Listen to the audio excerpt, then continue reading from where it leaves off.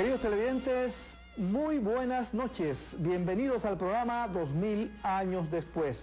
Un programa que martes y martes, otro martes que viene, uno que va, uno que sigue, nos reúne y nos congrega en torno a temas del espíritu, en torno a la persona de Jesús de Nazaret, quien hace 2000 años vino a traernos un mensaje de salvación, y ese mensaje sigue tan vigente y tan de actualidad hoy, aquí, 2000 años después. En la noche de hoy tenemos una serie de elementos espirituales que vamos a compartir con ustedes. Hemos querido darle por lo menos algún título al tema de esta noche. Se va a llamar San Pablo y su obra, pero en realidad vamos a cubrir muchos más temas, ya ustedes lo van a ver. Va a ser un programa muy movido, muy dinámico, con muchos elementos. Les invitamos a que, como todos los martes, se pongan confortables, se pongan cómodos, que bajen los volúmenes de los radios, porque vamos a compartir una hora del espíritu esta noche, acompañado por nada más y nada menos que el padre Andrés Monroy. Bienvenidos a este programa esta noche, el que vamos a compartir aquí con estos hermanos nuestros.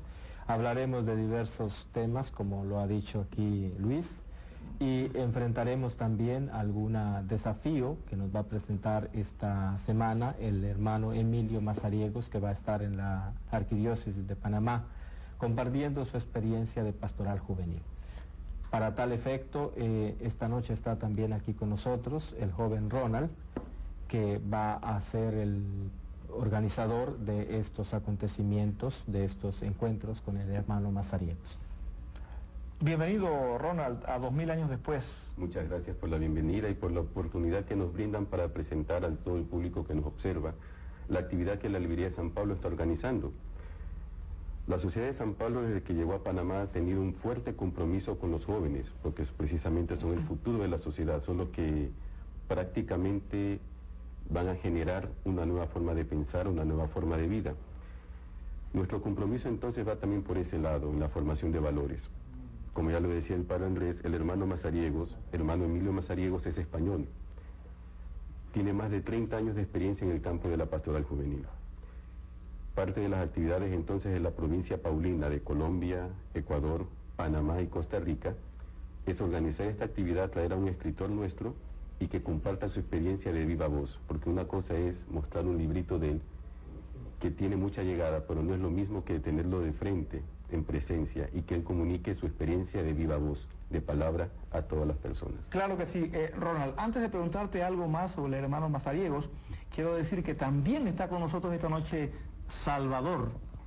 Buenas noches, Luis. Bienvenido. Gracias por compartir con estos hermanos invitados el día de hoy, especialmente nuestro hermano muy querido Andrés. Faltó que traer a padre también a nuestra invitada para el programa superior, a la superiora. Ronald, ¿quién es el hermano Emilio, me dices, Mazariegos? Explícanos un poco más de él. ¿Es un sacerdote? ¿Es un religioso? ¿Qué es? ¿O quién es? El hermano Emilio Mazariegos es un hermano de la Sociedad de La Salle, los hermanos lasallistas. Nació en España, pero casi toda su actividad pastoral se ha desarrollado en Portugal, en México, en Latinoamérica en general.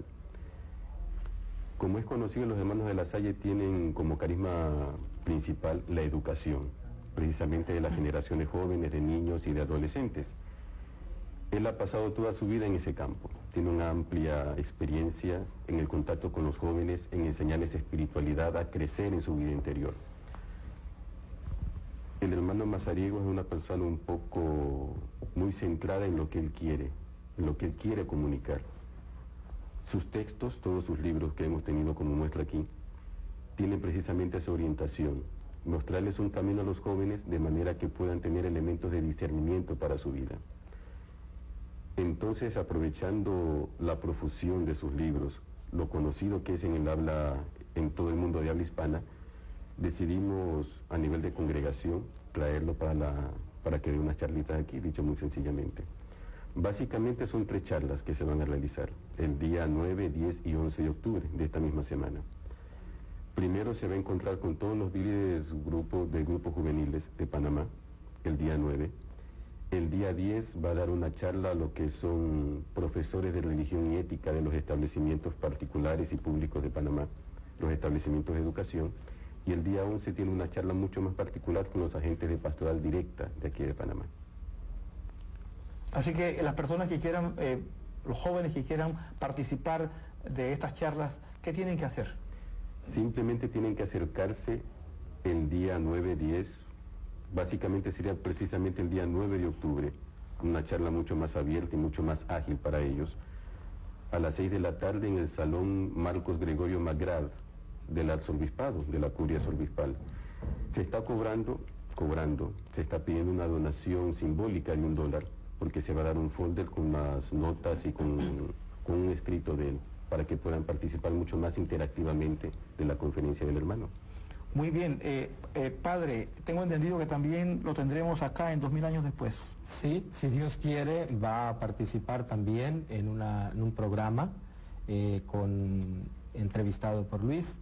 Allí podrán también los televidentes interrogarlo, llamar, o el programa va a ser indirecto, va a ser diferido, entonces va a ser un poco difícil. Pero la persona del hermano Emilio es una persona muy sencilla, muy sensible a la problemática de la juventud. Ronald, usted es un joven, pero escuchaba del padre que usted es seminarista además. Sí, gracias. ¿Podría decirnos algo de su experiencia para los jóvenes que están en este momento viendo el programa? Porque aunque quizás no lo sepa, pero he recibido informes de que jóvenes, adolescentes, ven el programa también los martes. Pues... Hablen de su experiencia. De mi experiencia precisamente toca enmarcarla un poquito más específicamente por el hecho de que yo no soy panameño, soy ecuatoriano. Pero es un ser humano. Queremos la experiencia del ser humano. El ser humano está condicionado por la idiosincrasia, por el medio en el cual se desarrolla, nace, crece. Y por eso digo, pueden haber elementos que hayan condicionado, y hablar de una experiencia puede ser también enriquecedor para los jóvenes que escuchan, como usted dice, pero también puede despistar por algunas cosas que pueden ser muy diferentes. Porque se lo digo porque, Ronald, yo conozco un sacerdote que ya se está retirando, se retiró, tiene 81 años, pues se retiró a su tierra natal. Yo le pregunté en una ocasión que qué lo había llevado, más bien no fui yo, sino que yo estaba allí, alguien le preguntó y lo escuché, y ya lo he hecho como experiencia mía. ¿Qué lo motivó a él a ser sacerdote? Y él dice que él fue sacerdote porque una tía, cuando chiquito, le preguntó, ¿no querrías ser sacerdote? Y eso fue la chispa. Entonces, eso es a lo que me refiero, no importa la nacionalidad, es la circunstancia. ¿Qué mueve a un joven en una época como esta, en donde el joven, en la televisión nos muestran unos modelos, ¿verdad?, de juventud, y luego aparece un muchacho como usted, lleno de vida, con una voz de locutor, que debe ser el locutor de la librería de los Paulinos, ¿verdad? Porque el carisma de ustedes es la comunicación social, entonces yo deduco que también se lo toman en cuenta, ¿no? No, es una mala broma quizás. Entonces usted con esa juventud es un ejemplo, creo yo, un modelo, o no un modelo para los demás ni nada, sino que usted tomó una opción que no es la que usualmente uno espera de lo que ve en estos modelos que digo. Entonces, en ese sentido, esa experiencia, ¿cómo se siente? Es algo que usted lleva con alegría, básicamente sin entrar en los detalles y los pormenores que nos podrían llevar varios programas. Pues básicamente toda vocación comienza, como dice la palabra, vocación significa llamado. El haber abierto los oídos, tanto físicos como espirituales, a la voz de Dios, que lo llama para algo mucho más grande. Es decir, para salir de lo común, permanecer en lo común, pero no siendo común. ¿En qué sentido? En que Dios llama, el llamado de Dios que yo sentí, me hizo ver que yo tenía que dar algo más a la gente que estaba alrededor mío, pero desde una situación diferente, sin dejar de ser lo que yo soy. Eso es fundamentalmente lo que yo he sentido como vocación. Y entonces un joven que está por allí, de pronto, ¿cómo puede él discernir si lo que está ocurriéndole es un llamado? ¿Cómo puede uno saber? Los llamados son distintos, obviamente, pero yo no sé, ¿será que uno escucha una voz que le dice, fulanito de tal, ven para acá, como Samuel, ¿verdad? Que escuchaba allá, como el caso del libro de Samuel, y el sacerdote que escuchaba, ¿cómo se llamaba el sacerdote, hermano? Elí. Ajá, Elí, que escuchaba la voz que le decía, y él, todo aquello. ¿Cómo es típicamente el llamado? ¿Qué hace que uno determine como joven Perdone que yo sea tan puntual, pero Sí, tiene su razón de ser mis preguntas, no es casualidad ni es para incomodarlo, es porque No. hay una audiencia que nos sigue y hay una audiencia que le falta, algunas veces los muchachos no son, yo no creo nunca que los muchachos son malos, no lo son, simplemente que a veces los adultos o los que ya van montados en una barca, tenemos como que decirles con la banderita, hey, aquí también se puede ir y se va bien clase. Para un joven ese lenguaje que solamente un joven puede usar con otro joven es importante. Entonces, ¿qué es lo que hace que un joven pueda en un momento dado discernir de lo que es un llamado de Dios, separarlo de lo que de lo que es lo cotidiano? Precisamente el elemento de discernimiento. O sea, saber discernir entre las cosas que suceden y acontecen, qué es lo que realmente es llamado de Dios. Cuando yo digo vocación, pues sí, sería maravilloso que uno escuchara la voz como Samuel. Samuel, Samuel, levántate. Pero no siempre sucede así. Entonces lo que hay que afinar precisamente es el sentido de poder captar y leer en las cosas que suceden cotidianamente, en el encuentro con los hermanos, en el trabajo, en el estudio, en las fiestas incluso, qué es lo que realmente Dios quiere para cada uno de nosotros. Muy bien, Ronald, muchísimas gracias. Vamos a hacer una pequeña pausa, queridos televidentes, y empezamos entonces con la parte fuerte, el tema central del programa de esta noche. No se vayan.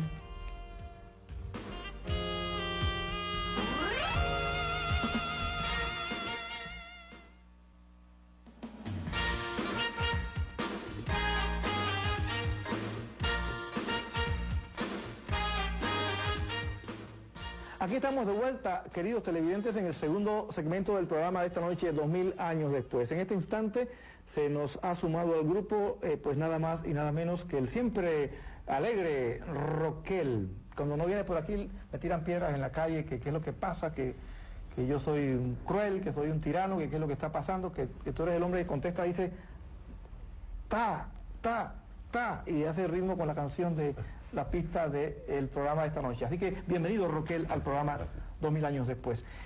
Queremos enviar un saludo de cumpleaños. Mañana cumpleaños una jovencita que es venezolana y está en Panamá, cumple 15 años, se llama Gladys Abigail Suazo, a quien pues nos han pedido que le enviemos un saludo respetuoso y cariñoso, deseando que le vaya muy bien el día de mañana y que pues yo le deseo que se consagre a la Virgen María para que su felicidad sea total, porque ella la va a llevar a Jesucristo. ¿Tú también tenías un saludo? Sí, a una joven cumpleañera, hija de un compañero de trabajo, se llama la joven Cinca Alfaro Garrido, y a su papá Aristides y a su mamá Albertina. Así que felicidades de parte de nosotros y que Dios la bendiga. También diga usted, Roque, el primero. Sí, es que mi ahijado cumplió el 4 de octubre y quería mandarle un hijo del ingeniero Carlos Felipe Landao. Y quiero mandarle un cordial saludo a mi ahijado Francisco, obviamente que se llama Francisco porque el 4 de octubre, ¿no? El patrono de Salvador. Entonces a mi ahijado Francisco un cordial saludo en su cumpleaños el 4 de octubre. Pero también está de cumpleaños hoy Roquel Salvador, padre, el ingeniero Ariel San Martín, el padre de nuestra muy querida productora Katy San Martín, que hoy obviamente no está en el programa, por eso me estoy dando unas ciertas libertades, aunque dejó encargada a otra directora que es tan rígida como ella, pero pues hasta la casa de la familia San Martín queremos enviar un cariñoso saludo, esperando que estén pasándola maravillosamente y que sigan así como modelo de familia que son para esta sociedad que necesita exactamente de eso, familias que se esfuerzan con errores, con defectos, pero que con una gran intención, poniendo a Dios en el centro de su casa, quieren construir una casa, una familia de la cual nosotros pues queremos apoyarnos, imitando hasta donde podamos su magnífico ejemplo. Felicidades en su cumpleaños. Padre, le toca a usted.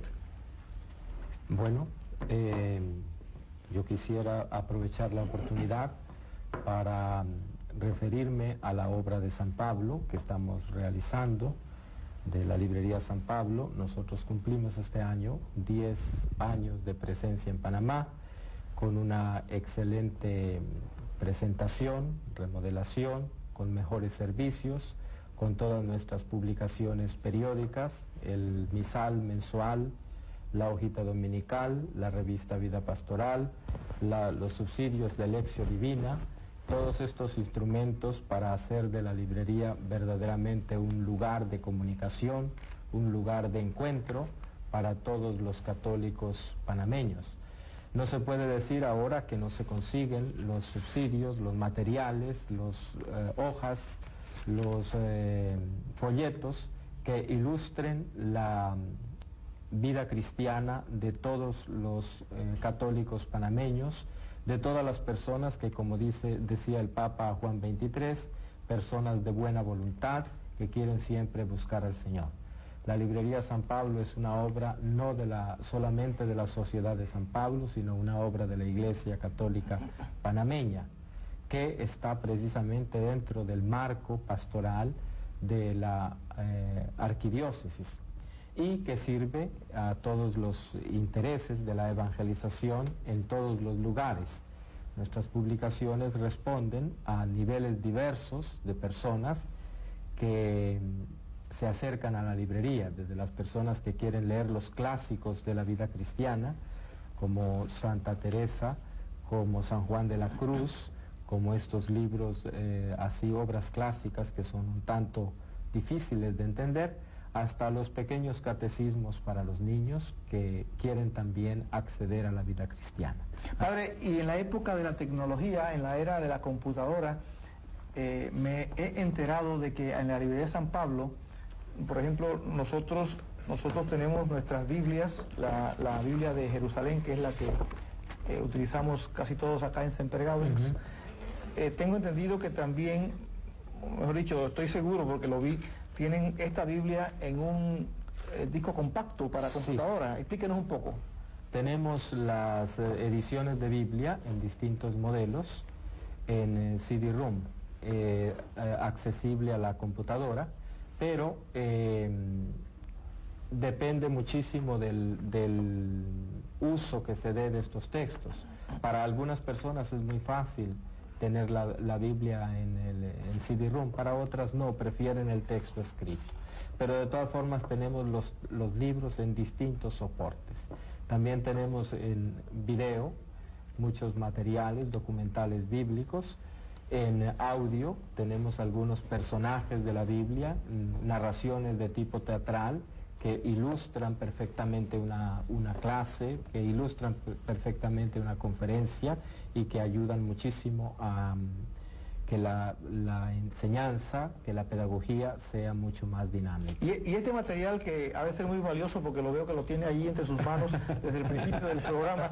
¿Qué material es este, padre? Este material es un material muy de casa, muy de nosotros, que lo produce siempre Semper Gaudens y que resuelve muchas inquietudes de las personas que llegan a la librería preguntando por asuntos sobre las imágenes, sobre qué piensa la Iglesia de la Eucaristía, qué contestar a los hermanos separados que nos acribillan siempre con preguntas, y estos materiales son verdaderamente formidables para este tipo de respuestas, porque son respuestas brevísimas a problemas que a veces nosotros consideramos muy grandes. El material entonces está compuesto por 20 temas, Roquel, ¿verdad? Sí, son 20 temas con diferentes aspectos, colores, también una presentación diferente y sobre todo bastante sencilla. Si podrán ver, por ejemplo, este tema que saqué al azar. Existe el purgatorio, se debe rezar por los difuntos. Una pregunta que nos hacen a rabiar aquí en este programa. Lo verán que está de manera bien concentrada con los pasajes bíblicos, de esta forma sencilla, al grano, con los pasajes bíblicos y las preguntas directas. Podemos dar respuesta a cualquier persona, no solo católico, sino no católico, que desee conocer, porque existen personas que no son católicas, pero desean conocer por qué los católicos pensamos como pensamos, y entonces en la Librería San Pablo pueden obtener este muy buen material. O a veces para los mismos católicos, ¿ah? También el católico. ¿Por quién preguntan ahí? Sí, es importante saber por quién preguntar. ¿Dónde pueden conseguir el material primeramente? Lo pueden conseguir en la Librería San Pablo. La Librería San Pablo, que el padre puede decirme mejor que yo dónde tienen Librería San Pablo aquí en la República de Panamá. En la República de Panamá tenemos en El Dorado, cerca al Citibank, porque aquí en Panamá siempre las cosas están una cerca de la otra. Y en Chiriquí, en la Plaza Central, cerca en el edificio del Hotel Castilla. Y tenemos una sede también en la USMA para servicio de la población universitaria de esta universidad, que es más que todo en línea de los textos universitarios. Fundamentalmente la obra de San Pablo, la librería, es una obra concebida desde su inicio, cuando comenzó la Sociedad de San Pablo. El padre Alberione advertía que se trata no de un negocio, si bien nosotros tenemos la estructura, porque así funcionan las cosas, como un negocio, tiene que funcionar así, pero no se trata de un negocio, sino de un servicio pastoral. Y por tanto debemos acudir a todas las personas que requieren de nuestra presencia, de nuestros servicios, de nuestras publicaciones. Padre Alberione decía que la librería era un púlpito. Para mí es como mi parroquia. Yo siempre contesto cuando me preguntan las personas: padre, ¿y usted en qué parroquia trabaja? Y siempre les digo, mi parroquia es la librería San Pablo. Padre, y antes de pasarle este tema, le quería preguntar, ¿cómo hace usted para... Las veces que yo he entrado a la librería a diferentes horas, entro temprano, entro a las 4 de la tarde, y siempre está usted de buen ánimo, siempre está optimista, siempre cortés, siempre amable. ¿Cómo hace usted? ¿Podría darnos un poquito de ese secreto suyo? Bueno, el secreto de estar siempre pues de buen ánimo depende muchísimo de mi equipo de trabajo. Yo tengo que agradecer desde aquí a todas las personas que laboran conmigo, a Rubén, a la señora Adela, a Nina. Es la misma Nina que me la misma. Pero a Soroki, a Matilde y a mis hermanos de comunidad, Ronald, el hermano López, y los jóvenes Eric y Jesús, que me acompañan ahora allí.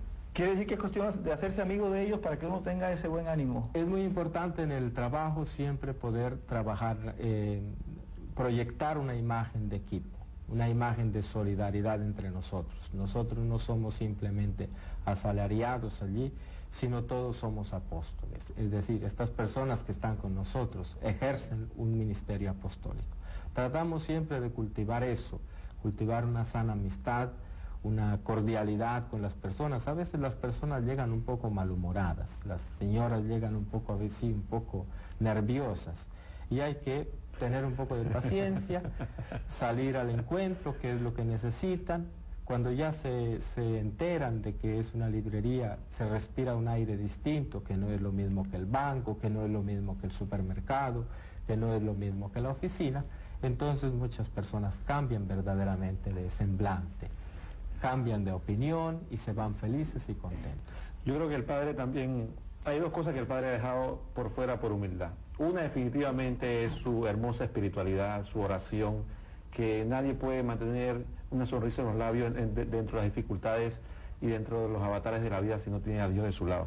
Y el otro secreto que también tiene es que él tiene siempre café bien bueno y calentito. ¿Eso es así, padre, o esos son dos secretos, que tiene? Sí, siempre hay café, no siempre podemos compartir con todos el café porque muchos no toman café, pero quienes nos piden un café con mucho cariño, Nina siempre da un buen café.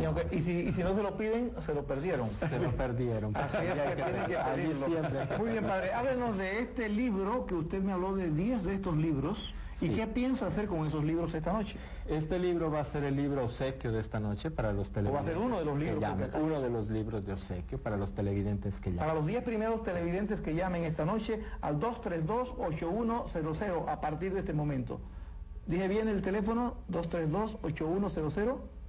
Está correcto el teléfono, 232-8100 a partir de este instante. Háblenos un poquito del libro, padre. Este libro está hecho por la San Pablo en Italia, en compañía de Benetton, esta marca de ropa que está por todo el mundo, y fue realizado mediante un concurso de plegarias, de oraciones de muchachos, de jóvenes y de niños.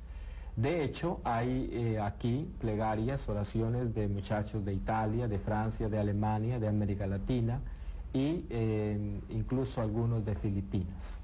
El libro está compuesto por oraciones muy sencillas, por una gráfica especial diseñada con la fotografía de la empresa Benetton.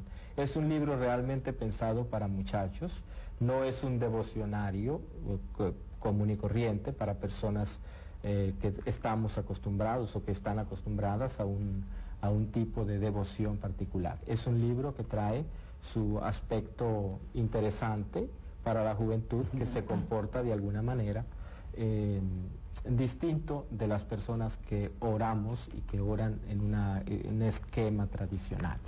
El libro tenía como propósito vincular y recoger un poco la idea de la oración que tienen los muchachos y los jóvenes hoy, cómo rezan. Y aquí hay oraciones verdaderamente espontáneas, interesantísimas, que revelan ese sentimiento de espontaneidad, que a veces es como medio protesta. Nosotros pensamos que los muchachos están disgustados y están protestando, pero realmente ese es su pensamiento de fe, es su sentimiento de fe y está plasmado aquí. Y este otro libro, padre, pero antes déjeme decirle que el otro teléfono es el 232-8634 para los televidentes que deseen ganarse estos libros. Basta con llamar, los 10 primeros que llamen al 232-8634 o al 232-8100, se harán acreedores a este libro, y estos otros 5 ejemplares, creo que dije bien, sí, que el padre pues pretende también regalarles a ustedes esta noche. El libro es del hermano Emilio Mazariegos, precisamente, y se trata de hacer una especie de réplica de aquel libro de Juan Salvador Gaviota, tan famoso, tan leído, pero con una visión muy espiritual, muy propia de la... Depurándolo un poco. Depurándolo un poco. Si vamos a en el tono verdaderamente cristiano. Porque se habla de ese libro un poco como nueva era, sí, con elementos... pero Mazariegos aquí con mucha habilidad lo presenta en una perspectiva que verdaderamente ilustra e ilumina. Sí. En unos segundos vamos con usted, hermano Salvador, pero antes quería preguntarle a ti, Roquel, tu experiencia. Los televidentes quizás van a decir, ¿qué estamos haciendo esta noche? Estamos hablando sobre una actividad de tipo, o una librería, pero es que es tan importante, la lectura es tan fundamental. Algunas personas a veces preguntan cómo hace alguien para, por ejemplo, conocer tanto de un tema en particular. Hablando algunos de las computadoras, otros hablan de la teología, otros hablan de la doctrina católica, otros hablan de la Biblia. ¿Cómo se puede una persona, digamos, especializar de una manera autodidacta, es decir, desde su propia iniciativa? En el caso tuyo, ¿cuál es tu experiencia cuando llegas a la librería San Pablo desde el punto de vista de los libros? Bueno, ¿tu impresión? Sí, mi impresión es realmente sobrecogedora, porque en la librería San Pablo uno puede encontrar información sobre muchos temas. Mucha gente piensa, es como haciendo una analogía, no sé si pueda, mucha gente haciendo una analogía, había un restaurante vegetariano muy bueno y decía en su comercial que cuando la gente escuchaba restaurante vegetariano se imaginaba un pepino con un tomate rebanado, dice, eso es vegetales. Es igual ocurre con la librería, la gente se imagina que vaya a la librería de San Pablo y va a encontrar un poco de libros polvorientos, con mala, una esquina un poco de Biblia, otra esquina otras de obra de Santo Tomás, y en otra esquina va a encontrar otros libros complicados, el misal romano tal vez, y ya. Y no se dan cuenta que encuentran realmente un mundo de cultura en todos los ámbitos. Puede encontrar desde un cassette de música muy hermosa hasta instructivos audiovisuales. De hecho, mi esposa está realizando una tesis y ha encontrado gran cantidad sobre orientación y sobre la juventud. Ha encontrado muchísima información sobre la niñez, sobre la adolescencia, la autoestima, la educación de los niños, sobre la familia en general en la librería San Pablo.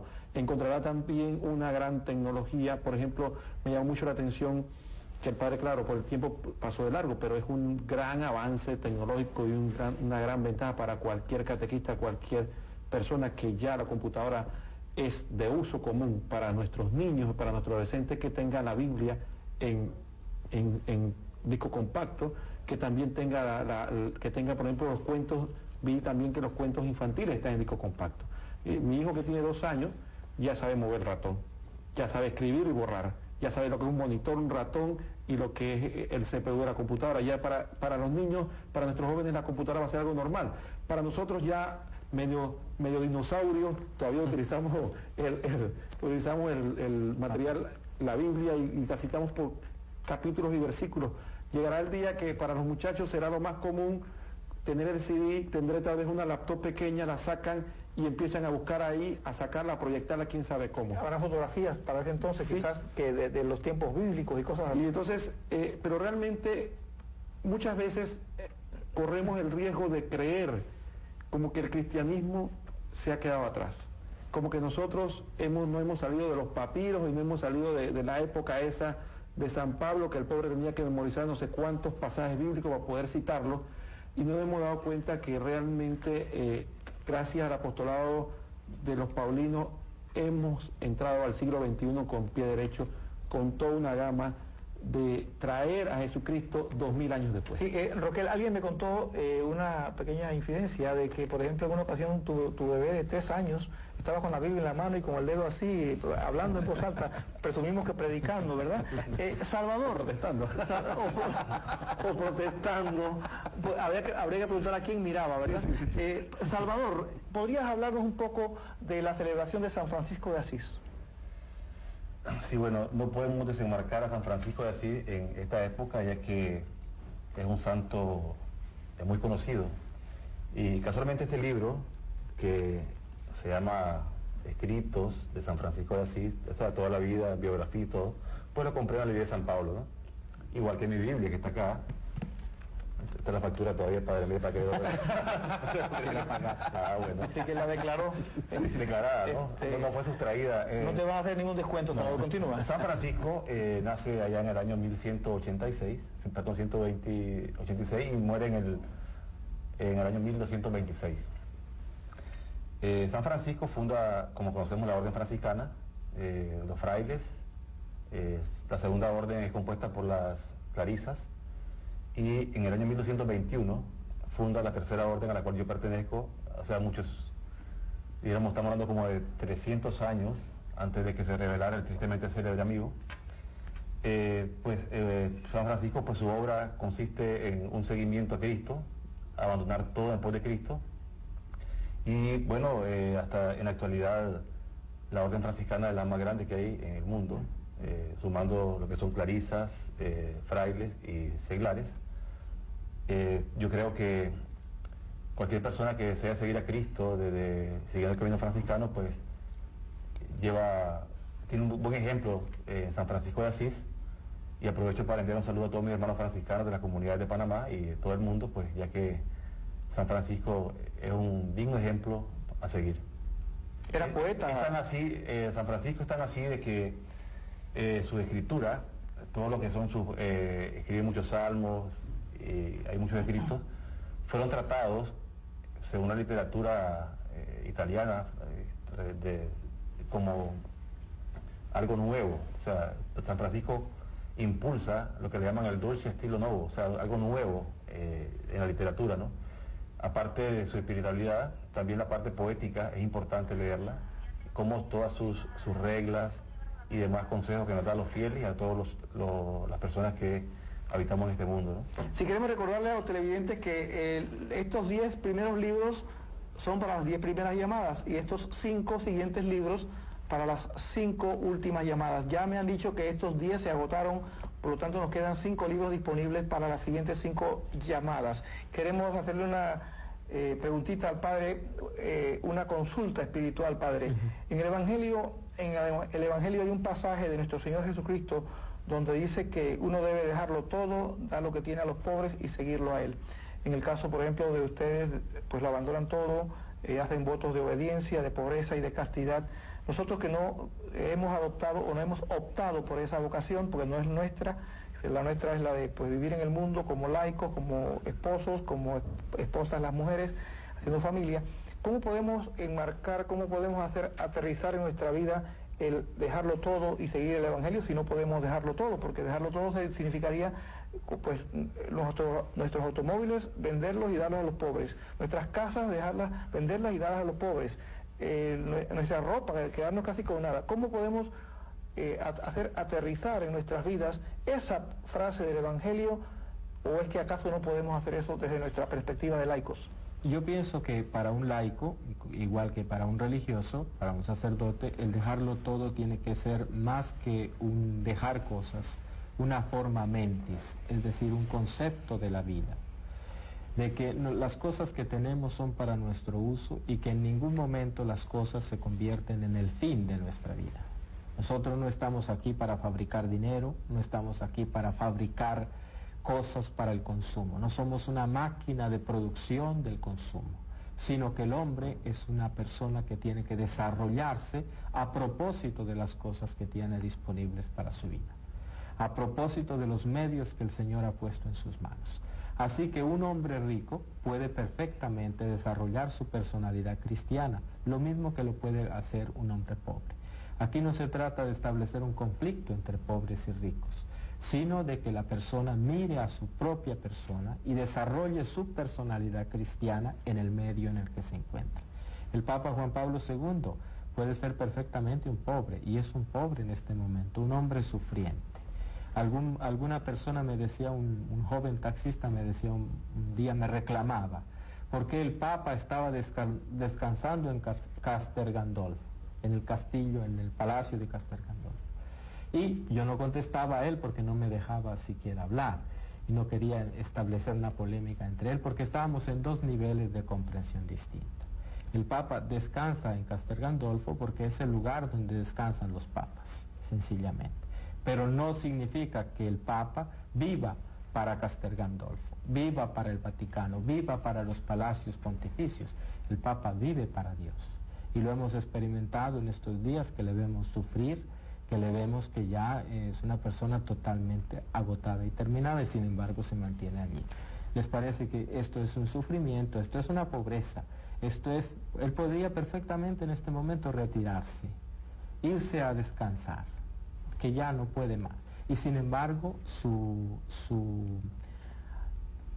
decisión, su vocación, su ministerio al frente de la Iglesia lo tiene por encima de todo lo que tiene a su alrededor. Roquel, el ejemplo que pone el padre Andrés sobre el Papa Juan Pablo II es muy fuerte, porque el Papa Juan Pablo II, que tiene 83 años, que se le ve agobiado, enfermo, que sería lo más cómodo para él pues ya retirarse, sin embargo sigue caminando, sigue llevando el Evangelio a todas partes. Hoy estaba en Pompeya, en la famosa ciudad de Pompeya, y sin embargo a veces escuchamos o vemos modelos de nosotros, más jóvenes que el Papa, que andamos con rostros cansados, abatidos, destruidos, con gestos de mal humor. Cuando nos dicen, por ejemplo, necesito apoyo para una catequesis en tal lugar, salen las excusas, los agobios. ¿Qué opina usted de esa otra posición que a veces encontramos en contraposición, la de un hombre que no tiene nada de anciano aun cuando tenga 83 años? Porque parece un joven, a pesar de su lentitud para caminar, de sus esfuerzos extraordinarios que hace, sigue predicando el Evangelio como un joven, y jóvenes que a su vez tienen rostros y actitudes como de ancianos. Una de las grandes frases que recientemente utilizó el Papa Juan Pablo II acerca de su situación, a mí personalmente me impactó mucho. Cuando se le pregunta que por qué no se retira, él dijo que Jesucristo no se bajó de la cruz.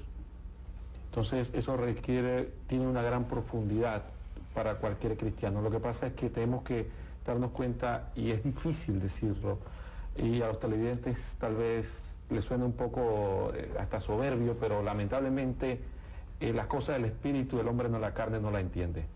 Y la cruz para el mundo es una locura, pero la verdad es que ese es el camino al que estamos llamados los cristianos. Sin embargo, la pregunta sería, para muchos de nosotros, ¿usted se imagina a un Cristo sufriente? Sí. La pregunta, ¿usted se imagina a Cristo en la cruz triste? ¿Usted se ha hecho alguna vez esa pregunta? Si Cristo estaba en la cruz sufriendo, sí, pero estaba triste, estaba amargado, o lo hizo realmente con amor. Entonces el Papa Juan Pablo II nos da ese ejemplo. No es que nosotros nos gocemos o él esté disfrutando de estar sufriendo, porque nadie se alegra. El mismo Jesús le pidió al Padre que si era posible alejar de él ese cáliz, que se lo quitara, pero que no se hiciera su voluntad, sino la del Padre. Entonces no es que ningún ser humano del mundo se alegra de estar pasando dificultades. Sin embargo, el fruto de la alegría que viene del Espíritu cuando se pasan dificultades en medio de de lo que el Señor nos da. Entonces ese es el misterio. Entonces cuando usted, querido hermano, se encuentra en medio de un tranque, se encuentra frente a una situación difícil con un compañero de trabajo, con su esposa, con sus hijos, alguien le responde mal en un momento determinado, alguien no le corresponde amorosamente cuando usted le brinda un cariño, cuando usted se siente tal vez perseguido o se siente incomprendido, entonces ese es el momento en el que Dios le pide a usted que usted se apoye en Él y que se sobreponga de esa pequeña cruz para que pueda entonces manifestar la alegría de Dios. Queremos informarle a los televidentes que ya se agotaron los libros, padre, y algunos han dicho que por favor, si el padre puede ser más, no sé... Podemos ampliar la oferta. ¿Así? ¿A cuántos? A 15 de este y 5 más. Así que bueno, tenemos 5 más de estos y 5 más de estos. Mira usted la generosidad del padre Andrés. Padre, qué maravilla, hoy es el gran día. Delante de las cámaras. De verdad, no hay más remedio. Pero lo hace de una manera que pareciera que no fue así como que delante de las cámaras. Pero padre, un paréntesis, Roquel, el padre decía, hace un rato, hizo un reconocimiento a su equipo de trabajo. Nosotros también queremos reconocerle aquí a este maravilloso equipo profesional que hace posible este programa de Martes en Martes, porque ellos no se ven, pero ellos son los que están haciendo el esfuerzo. Llevando la cruz. Y allá arriba, llevando una cruz, aunque con rueditas algunos, pero llevan su cruz al fin y al cabo. Allá arriba pues también tenemos un equipo técnico, ingenieros, nuestra productora, todos ellos haciendo un trabajo no un cumplimiento, sino que se nota que lo hacen con una gran alegría, sobre todo el señor de las Mercedes que está aquí detrás de la cámara, que usted lo puede apreciar, padre. Usted mire los rostros de ellos y usted dé testimonio de lo que yo estoy diciendo, ¿verdad? Pero quería, Roquel, trasladar un poco la pregunta que le hice al padre hace un momento, claro, al religioso, ahora se la hago al laico. El mandamiento ese de Jesús que dice, deja todo lo que tienes y sígueme. El que no deja padre, madre, hijo, etcétera, no es digno de mí. ¿Cómo se puede aplicar eso al hombre y la mujer de la familia? Porque a algunas personas a estas cosas le preocupan desde el punto de vista de su conciencia. Es experiencia que he tenido con algunas personas esta semana, por eso te hago la pregunta. Bueno. Te pongo la papa caliente. Sí, el punto fundamental está en la centralidad de Dios en nuestras vidas. Ese es el punto. Para un laico, poner a Dios en el centro de nuestra vida y lo que Él quiere. Si nosotros ponemos a Dios y su voluntad por encima, nosotros podemos tener todo lo material que podamos tener, pero eso no va a tener valor real si no solo la voluntad de Dios. Por ejemplo, un hombre puede tener todos los automóviles que quiera y tener todo el dinero para moverse, pero si para él el domingo lo importante es ir a darle gracias a Dios en la misa, ese momento es para Dios, es sagrado para él. Él puede irse tal vez a Coronado, puede irse a las Bahamas o puede pasear y olvidarse de Dios, pero para él su centralidad es Dios. Así que él va al Palcocal, pero él se va para la misa porque él va a servir a Dios. Un hombre con mucho dinero podría tener muchas mujeres, podría tener queridas en todas partes, pero si la obediencia de Dios le dice que él debe mantener y conservar su matrimonio, Dios está por encima.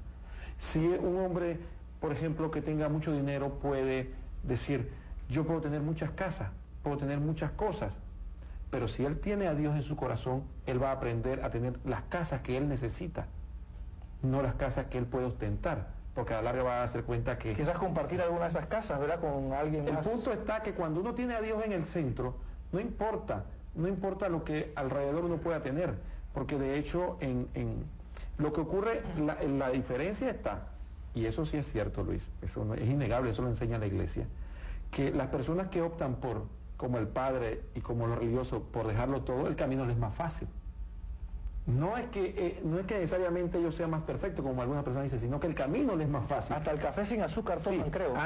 Han quitado los obstáculos, sin embargo, los laicos tenemos un doble trabajo. Tenemos que luchar con esos obstáculos que el que renuncia a esos bienes no los tiene. Sí, porque teniendo varios automóviles y mucho dinero y que muchas casas, como que la cosa no es tan fácil deshacerse o despegarse de esas cosas, padre, ¿no? Como que es difícil, ¿no? Sí. Roquel decía que a los religiosos nos es fácil. Yo pienso que no es tan fácil, porque nosotros los religiosos también tenemos nuestros medios de trabajo y eso. El problema es que cuando hacemos de nuestros medios de apostolado instrumentos para el bien nuestro. Ahí viene el problema de una renuncia a la pobreza y de un comportamiento errado. Cuando el religioso hace de su congregación un trampolín para ascender, para adquirir puestos, o hace cualquier prelado de la iglesia, hace de la iglesia un instrumento para llegar a ascender a posiciones más altas, eso está en contra del espíritu cristiano. Y ese no es el evangelio de nuestro Señor Jesucristo. Eso es carrera, eso es carrerismo que también existe en la iglesia. Hay gente que siempre anhela posiciones dentro de la iglesia y eso está en contra del evangelio.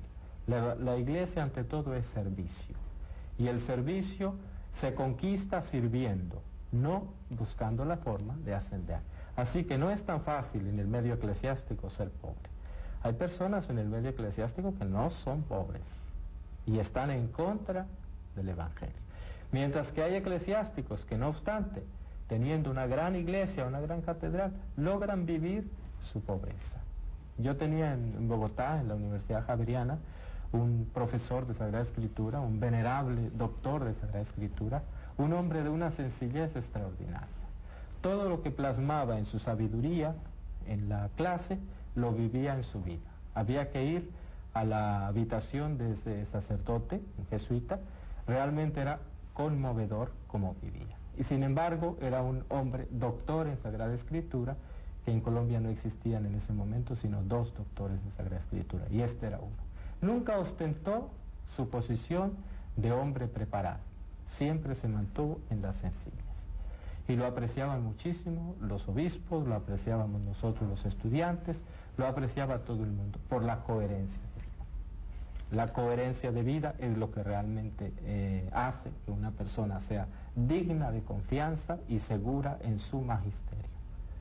Si uno hace un discurso, pero después se comporta distinto como hace el discurso, eso no tiene sentido. Casi estoy por decir y hemos terminado, pero nos quedan unos minutitos, vamos a aprovecharlos rápidamente. Salvador, tú nos has dicho que eres franciscano, pues, en el sentido de que formas parte de una orden seglar de los laicos, ¿verdad?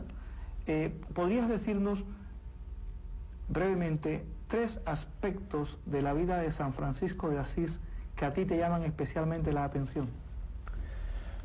Bueno, como uno de ellos muy importante, como han dicho mis hermanos acá, es el sufrimiento. San Francisco fue un hombre que le pidió al Señor que le diera a él el sufrir su pasión. Él anhelaba eso e incluso fue el primer estigmatizado de la historia de la iglesia. ¿Qué es lo que te llama la atención del sufrimiento de San Francisco? Porque casualmente muchas veces, como ahora tendemos a rehuir el sufrimiento y vemos por ahí grupos que venga y dice pare de sufrir, venga para acá a ser sanado. Pare de sufrir pero no pare de pagar. Ajá, eso es importante, ¿no? Y San Francisco, pues, él pedía que se le diera sufrimiento a él. Otro caso, por ejemplo, de San Francisco que me llama la atención era su humildad, ¿no? Su humildad y el estar siempre alegre, ¿no? Sería un digno miembro del grupo, o sea, nosotros imitadores de él, ¿no? Semper Gaudium, ya que si vemos sus escritos siempre está en una constante alabanza a la creación, o sea, pero de una manera alegre, ¿no? Llama a todos hermanos, incluso en esta descargomanía que está acá dice, quien venga a ustedes, sea amigo o enemigo, sea recibido como hermano, o sea, siempre el compartir, la fraternidad, el amor hacia los hermanos. Ese es un aspecto muy importante que me llama la atención de la vida de San Francisco, ¿no? Y también se le representa con animales, por ejemplo, sí, allí veo una imagen el amor que te digo que él profesaba hacia las criaturas de Dios, es decir, para él todos eran hermanos, no había nada que separara al hombre de la criatura, dijéramos del género inferior a nosotros, éramos los animales, las plantas, él amaba a todos, ¿no? Tengo entendido que también tiene que ver con la ecología, como que es el patrono. Sí, el patrono de la ecología, pero hay que diferenciar un poco también de ese grupo que andan con la nueva era, que ponen a la madre tierra. No, es otra cosa. San Francisco ama a la criatura desde el punto de vista cristiano, ¿no? O sea, nunca le da un sobrevalor, sino que las ve subordinadas al Señor, ¿verdad? No vemos que la tierra es la madre de todo, no, el Señor es el Padre, el Creador, y no es la tierra la que como dicen los grupos Nueva Era. Sí, se nos acaban de agotar ahora sí los libros y todas las extensiones de libros que el padre Andrés generosamente esta noche nos ha hecho. Para retirar estos libros, el próximo jueves, a partir de las 9:30 de la mañana, en la librería San Pablo del Dorado, hay un árbol de mango por allí y un palito de ají, ¿verdad? Porque para no entrar en referencias de otra clase, en el Dorado, Boulevard del Dorado, allí van a encontrar entonces estos libros, aquellos de ustedes que llamaron y dieron sus nombres. Por favor, pasen a buscarlos, porque algunas veces no los pasan a buscar y entonces el padre se siente apenado porque él quiere con mucho gusto compartir estos libros con aquellos de ustedes que llamaron. Próximo jueves, librería San Pablo del Dorado. Y si ven al padre, ya saben lo que acaba de decir, si le piden café, pues les dará café sin azúcar, porque aquí, entiendo que así lo toma él, por lo menos así me lo tomé la última vez que fui por ahí, sin azúcar. Lo que él, vuelvo con las preguntas, el público me dice que te haga esas preguntas porque le gusta cómo las contestas sin rodeos. Pero en 30 segundos. No, esta vez tienes 90 segundos. Sin rodeos, sin amajes, sin adornos, dice así, tal cual las siente. Roquel, ¿cómo puede uno llevar la cruz? Porque es muy fácil decir hay que llevar la cruz, es muy fácil decir yo me desprendo de todo, eso son palabras, ¿sí? O son intenciones buenas. Al momento de llevarlas a la práctica sale el yo de cada uno, sale ese ego distorsionado por el pecado original que cada uno de nosotros lleva. Por ejemplo, cuando yo llego y siento que me ofenden en mi casa, pues algo que hizo alguien en la casa, quien quiera que sea, y yo vengo cansado y vengo pensando que yo soy lo máximo porque he trabajado todo el día y que me he esforzado y que en estas colas de vehículos y el que se me cruzó y me miró y me dijo algo que termina en O y cosas como por el estilo, y yo me voy, Señor mío, Dios mío, y cuando llego a la casa también encuentro una situación que siento que yo soy el ofendido. ¿Cómo puede uno hacer para que en ese instante reine Dios en mi corazón? ¿O cómo hacer para que prevalezca en mi vida en ese momento? Bueno, fundamentalmente lo que tiene que tener una persona es una vida de oración. Si usted no ora y usted trata de mantener una situación, usted sabe que no puede. Segundo, usted tiene que saber que debe hacer un esquema mental. Dice que uno debe prepararse. Cuando uno sale todos los días de la mañana debe prepararse. Si me dicen esto, si me va a ocurrir esto, ¿cómo yo voy a reaccionar? Así usted tiene una... Con razón, cuando he visto que yo he sido imprudente y torpe, me has perdonado tan fácilmente. Pero antes que nada, por razón de tiempo, más que nada, Roquel, ¿qué celebramos hoy? Hoy es el Día del Rosario. ¿Qué pasa con ese día y qué es el Rosario y por qué es tan importante ahora sí en 30 segundos? El Santo Rosario es la oración mariana por excelencia. Es una oración bíblica en la que reconocemos los méritos que Dios le ha dado a la Virgen María. Es una de las oraciones más recomendadas a través de la historia por los santos y por los papas como un medio eficaz de santificación, de unión familiar. Con las cuentas del Rosario nosotros podemos realmente encontrar una unión personal con Dios a través de María. Sí, padre, ya para despedirnos porque el tiempo se nos ha agotado. Quisiera, por favor, que nos hiciera una pequeña reflexión, muy breve, por cierto, y si de paso nos quiere hacer una muy breve oración también para los televidentes, para los que estamos aquí en el estudio, sería bienvenido. Quisiera de verdad agradecer a este equipo maravilloso de 2000 años después por la oportunidad que nos dan de presentar nuestra obra apostólica y por lo allegados que son a nosotros. Siempre están con nosotros, están siempre sugiriéndonos los libros que debemos tener. A veces nos dicen que no debemos tener y estamos tratando de acatar esas sugerencias y muchas de las observaciones que han hecho las hemos tenido en cuenta. Nos consta. Sí. Quisiera terminar con una oración que hace aquí una joven de España que expresa un poco los sentimientos de los jóvenes para quienes está dirigido este libro.